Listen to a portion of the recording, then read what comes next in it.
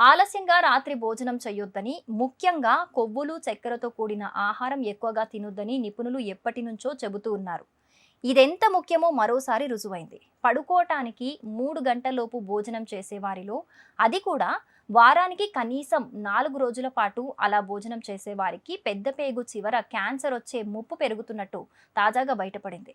రాత్రి భోజనాన్ని త్వరగా తినేవారితో పోలిస్తే ఆలస్యంగా తినేవారికి చిన్న కణితి అంటే అడినోమా ఏర్పడే అవకాశం 46% ఎక్కువగా ఉంటున్నట్టు షికాగోలోని రష్ యూనివర్సిటీ పరిశోధకులు గుర్తించారు. వీరిలో 3 కన్నా ఎక్కువ కణితులు తలెత్తే ముప్పు 5.5 రెట్లు ఎక్కువగా ఉండటం గమనార్హం. నిజానికి ఇలాంటి కణితులు క్యాన్సర్ రహితమే, కానీ వీటిల్లో కొన్ని క్యాన్సర్గా మారే ప్రమాదం ఉంది. జీర్ణకోశంలో ఇవి ఉన్న చోటు, సైజును బట్టి ఇది ఆధారపడి ఉంటుంది. ఇంతకీ పెద్ద పేగు క్యాన్సర్కు ఆలస్యంగా భోజనం చేయటానికి